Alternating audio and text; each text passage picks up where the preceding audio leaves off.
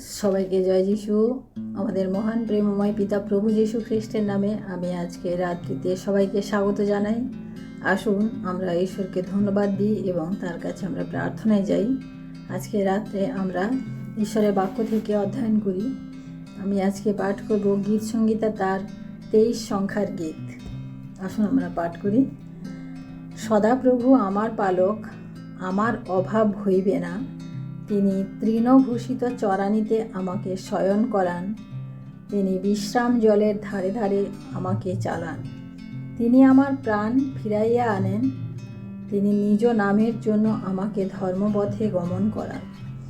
যখন আমি মৃত্যু ছায়ার উপত্যকা দিয়া গমন করিব, তখনও অমঙ্গলের ভয় করিব না, কেননা তুমি আমার সঙ্গে সঙ্গে আছো। তোমার পাঁচনি ও তোমার যষ্টি আমাকে সান্ত্বনা করে। তুমি আমার শত্রুগণের সাক্ষাতে আমাকে আমার সম্মুখে মেজ সাজাইয়া থাকো। তুমি আমার মস্তক তৈলে সিক্ত করিয়াছ। আমার পানপাত্র উথলিয়া পড়িতেছে। কেবল মঙ্গল ও দয়াই আমার জীবনের সমুদয় দিন আমার অনুচর হইবে, আর আমি সদাপ্রভুর গৃহে চিরদিন বসতি করিব। আমেন। ঈশ্বর তার আপন বাক্যে আমাদের প্রত্যেককে আশীর্বাদ করুন। আমরা এখানে দেখি যে দাউদ ঈশ্বরের কাছে ঈশ্বরের প্রশংসা করছেন, ঈশ্বরের উদ্দেশ্যে তার নামের গৌরব করছেন।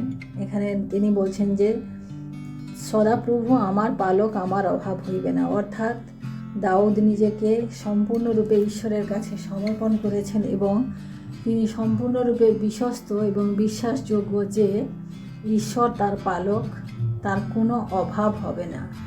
আমরা যখন অভাব হয়, যখন আমাদের প্রয়োজন হয়, তখন আমরা এদিক ওদিক আমরা খুঁজি, এদিকে ওদিকে তাকাই, কোথা থেকে আমাদের সাহায্য আসবে, কে আমাদের জন্য হাত বাড়িয়ে দেবে, কে আমাদেরকে সাহায্য করবে। আমরা এটা সাধারণভাবে করে থাকি, কিন্তু রাজা দাউদ এখানে বলছেন যে সদাপ্রভু আমার পালক, আমার অভাব হইবে না। তিনি একবারে স্থির বিশ্বাসে স্থির যে ঈশ্বর আমার পালক, ঈশ্বর যেহেতু আমাকে সৃষ্টি করেছেন, তিনি যেহেতু আমাকে এই পর্যন্ত আমাকে রক্ষা করেছেন, তিনি আমার পালক, অতএব আমার কোনো অভাব হবে না।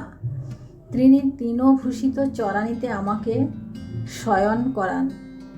বলছেন যে তৃণভূষিত চরানিতে, অর্থাৎ তৃণ মানে আমরা সবুজ ঘাস দেখলে আমরা খুব খুশি হই না? আমরা সবুজ ঘাস দেখলে অনেক সময় জুতো খুলে তার উপরে হাঁটি, কারণ সেটা এত সুন্দর, এত সুস্পর্শযুক্ত যে সেখানে আমরা খালি পায়ে হাঁটতেও আমাদের খুব মজা লাগে।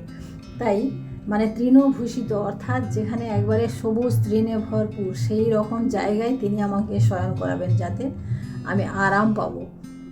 আর বিশ্রাম জলের ধারে ধারে আমাকে চালান। এবং বিশ্রাম জল অর্থাৎ যেখানে সদা সর্বদা জল থাকে, বিশ্রাম জল অর্থাৎ যেখানে সর্বদা জল থাকে, সর্বক্ষণ জল থাকে, জল চলে যায় না, জল থাকে, সেই জলের পাশে তিনি আমাকে রাখবেন। তিনি আমার প্রাণ ফিরাইয়া আনেন। তিনি নিজ নামের জন্য আমাকে ধর্মপথে গমন করান। অর্থাৎ আমার প্রাণ তিনি ফিরাইয়া নেন। আমি যখন বিপথে যাই, আমি যখন অন্য পথে যেতে চেষ্টা করি, তখন তিনি আমাকে ফিরিয়ে আনেন, কারণ তার নামের জন্য আমাকে ধর্ম, অর্থাৎ যাতে আমার জীবন দ্বারা তার নাম উচ্চীকৃত হয়, তার নাম গৌরবান্বিত হয়। তাই তিনি আমাকে তার নামের জন্য তিনি আমাকে ধর্মপথে গমন করান। কারণ আমরা জানি যে ঈশ্বর যার সহবর্তী থাকেন, মানুষ তার কোনো ক্ষতি করতে কেউ পারে না। সেই জন্য ঈশ্বর দাউদের সহবর্তী ছিলেন এবং তিনি বলছেন যে তিনি আমাকে ধর্মপথে গমন করান। অর্থাৎ আমরা যদি আমাদের সাথে যদি ঈশ্বর থাকেন, তাহলে আমরা অধর্মের পথ অর্থাৎ খারাপ পথে, শয়তানের পথে আমরা চলতে পারবো না। আমাদেরকে ঈশ্বরের পথে চলতে হবে, কারণ ঈশ্বর সর্বশক্তিমান, ঈশ্বর সর্ববিরাজমান, তিনি আমাদের সবাইকে সব সময় দেখে থাকেন। 4 পদে বলে, আমি যখন মৃত্যু ছায়ার উপত্যকা দিয়া গমন করিব, তখনও অমঙ্গলের ভয় করিব না, কেননা তুমি আমার সঙ্গে সঙ্গে আছো। অর্থাৎ দাউদ এখানে বলছে মৃত্যু ছায়ার উপত্যকা, অর্থাৎ আমার জীবনে যখন সব থেকে কঠিন সমস্যা আসবে, কঠিন সময় আসবে, যেখান থেকে হয়তো আমি সাধারণভাবে আমি বের হতে পারবো না, কিন্তু দাউদ বলছেন যে আমি এখানেও আমি অমঙ্গলের ভয় করব না, আমার কোনো অমঙ্গল হবে না, যত খারাপ কিছু ঘটে যাক না কেন আমার কোনো অমঙ্গল হবে না, কারণ তুমি আমার সঙ্গে সঙ্গে আছো। দাউদ এটা সম্পূর্ণরূপে বিশ্বাস করেছেন যে ঈশ্বর তার সহবর্তী, ঈশ্বর তার সঙ্গে সঙ্গে থাকেন।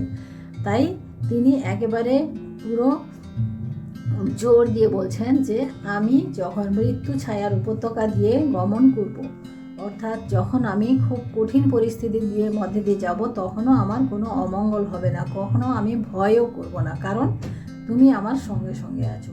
তোমার পাঁচনি ও তোমার যষ্টি আমাকে সান্ত্বনা দেবে, অর্থাৎ তোমার পাঁচনি হচ্ছে তোমার বাক্য এবং তোমার যে আশীর্বাদ, সেটা আমাকে সান্ত্বনা দেবে, সেটা আমাকে রক্ষা করবে। 5 পদে দেখি, তুমি আমার শত্রুগণের সাক্ষাতে আমার সম্মুখে মেজ সাজাইয়া থাকো, অর্থাৎ যখন শত্রু আমার সামনে আসে, যখন শত্রু আমাকে বিপদে ফেলার চেষ্টা করে, তখন তুমি সেখানে ঢাল হয়ে তুমি সেখানে থাকো। তুমি এমনভাবে মেজ সাজাও, এমনভাবে তৈরি করো যে শত্রু সেখান থেকে ফিরে যায়। তুমি আমার মস্তক তৈলে সিক্ত করিয়াছ, আমার পানপাত্র উথলিয়া পড়িতেছে, অর্থাৎ মস্তক তৈলে সিক্ত, অর্থাৎ আমরা মাথায় আমরা চুলে তেল দিই, কারণ আমাদের মাথার একটা চুলের সৌন্দর্য বজায় থাকতে এবং মাথাকে ঠান্ডা রাখতে আমাদের মাথায় তেল দেওয়া হয়, যাতে আমাদের মাথার মধ্যে কোনো খারাপ কিছু না চিন্তা বা ঘটে, তার জন্য আমরা কী করি, মাথায় তেল দিয়ে আমরা সৌন্দর্য বজায় রাখি। বলছে যে তুমি আমার মস্তক তৈলে সিক্ত করিয়াছ, আমার পানপাত্র উথলিয়া পড়িতেছে, অর্থাৎ আমার যে পান করার পাত্র, জলের পাত্র, সেটা সব সময় তুমি ভর্তি রাখো, কারণ জলই হচ্ছে জীবন। সেই জলের জন্য মানুষ যখন এদিক ওদিক ছুটে বেড়ায়, কিন্তু তুমি আমার জন্য সেটা তুমি প্রস্তুত করে রেখেছ। কেবল মঙ্গল ও দয়াই আমার জীবনের সমুদয় দিন আমার অনুচর হইবে। আমি জানি, আমি বিশ্বাস করি আমার জীবনে কোনো অমঙ্গল ঘটবে না, কোনো খারাপ কিছু আসবে না, কারণ তুমি আমার সঙ্গে সঙ্গে রয়েছো। সেই জন্য আমার জীবনে সর্বদা মঙ্গল হবে এবং তোমার দয়া আমার জীবনে থাকবে, সমুদয় দিন, সারা দিন আমার সঙ্গে থাকবে এবং সেটা আমার অনুচর হয়ে আমার সাথে সাথে থাকবে। তার জন্য আমার কোনো ভয় নাই, আর আমি সদাপ্রভুর গৃহে চিরদিন বসতি করব। দাউদ এটা বলছে যে যেহেতু ঈশ্বর তার সঙ্গে সঙ্গে থাকেন, তিনি তার পালক, তিনি তাকে বিশ্রাম জলের ধারে ধারে চড়ান, তিনি তার প্রাণকে ফিরাইয়া আনেন, এত কিছু জন্য দাউদ বলেন যে আমার তো আর কোনো প্রয়োজন নেই, আর কোনো অসুবিধাও নেই, অতএব আমি সারা চিরদিন, সারা জীবন যতদিন থাকবো আমি ঈশ্বরের গৃহে, সদাপ্রভুর গৃহে চিরদিন আমি বসতি করব, আমি তার সাথেই থাকব, তার কাছেই থাকব। দাউদ এইভাবে তিনি ঈশ্বরের কাছে প্রার্থনা করেছেন। প্রিয় ভাই বোনেরা, আমরা আজকে এখান থেকে আমরা কি শিখলাম, যে আমাদের ঈশ্বরের উপরে বিশ্বাস এবং ভক্তি এবং সেই বিশ্বস্ততা, এই সমস্ত জিনিস আমাদেরকে থাকতে হবে, না হলে আমরা ওই কোথা থেকে আমার সাহায্য আসবে, কে আমাকে রক্ষা করবে, কে আমার প্রাণকে মৃত্যু ছায়ার মধ্য থেকে রক্ষা করবে, সেটার জন্য আমাদেরকে খুঁজে বেড়াতে হয়, আমাদের ডাক্তার খুঁজে বেড়াতে হয়, আমাদের ঋণ যে দেয় তাকে খুঁজে বেড়াতে হয়, কারণ আমাদের ঋণ লাগবে, আমাদের টাকা পয়সা যখন দরকার হয় আমাদের সেই যে ঋণ দেয় তার কাছে যেতে হয়। কিন্তু ঈশ্বরের বাক্য এখানে বলে যে দাউদ একেবারে স্থির সংকল্প তার মধ্যে যে আমার কোনো অভাব হবে না, কারণ সদাপ্রভু আমার পালক। অর্থাৎ আমরাও যদি এটা মনের মধ্যে গেঁথে নিই, আমরাও যদি এটা বিশ্বাস করি এবং ঈশ্বরের কাছে আমরা যদি প্রার্থনা করি, যাচনা করি, তাহলে আমাদের কোনো অভাব হবে না, কারণ তিনি আমাদের পালক, তিনি আমাদের অভাব হতে দেবেন না, তিনি আমাদেরকে সংকটে পড়তে দেবেন না, তিনি আমাদেরকে শত্রুর সামনে আসতে দেবেন না, তিনি আমাদের মস্তক তৈলে সিক্ত রাখবেন, অর্থাৎ আমাদেরকে সর্বদা একটা ছায়ার মধ্যে, একটা শৃঙ্খলের মধ্যে বা মানে ভেতরে আবরণের মধ্যে, সুরক্ষার কবচের মধ্যে তিনি আমাদেরকে রাখবেন। তাই প্রিয় ভাই বোনেরা, আসুন আজকে আমরা রাত্রে ঈশ্বরকে ধন্যবাদ দিই এবং আমরা প্রার্থনা করি তার এই সুন্দর বাক্যের জন্য আমরা ঈশ্বরকে ধন্যবাদ দিই। Hallelujah, hallelujah, hallelujah. মহান প্রেমময় পিতা, তোমার মহানামের ধন্যবাদ প্রশংসা করি প্রভু। আজকের এই সুন্দর সময় প্রভু, আরেকটি বার তোমার বাক্যের মধ্য দিয়ে প্রভু আমরা তোমার কাছে উপস্থিত হতে পেরেছি প্রভু, তাই তোমায় ধন্যবাদ করি প্রভু। প্রভু গো, সারাটা দিন তুমি আমাদের সঙ্গে সঙ্গে ছিলে, আশীর্বাদ করেছো, অনুগ্রহ করেছো এবং দয়া করেছো প্রভু, এবং আমাদের যা প্রয়োজন সমস্ত কিছু তুমি মিটিয়েছো প্রভু, এবং আমাদেরকে সম্পূর্ণরূপে সুস্থভাবে রেখেছো। কোনো অমঙ্গল আমাদের চারিদিকে আসতে তুমি দাও নাই প্রভু, তাই তোমাকে ধন্যবাদ করি প্রভু। তোমার মহিমা গৌরব প্রশংসা করি প্রভু। প্রভু গো, তুমি কত মহান, তুমি কত প্রেমময় প্রভু, যে তুমি আমাদিগকে সুরক্ষা করে চলেছ আজও পর্যন্ত প্রভু। আমরা অনেক ভুল ত্রুটি, অনেক কিছু করে থাকি, অনেক অপরাধ করে থাকি, কিন্তু তা সত্ত্বেও প্রভু তুমি আমাদের জীবনে তুমি তোমার আশীর্বাদের হাত তুমি কখনো সরিয়ে নাও নেই প্রভু।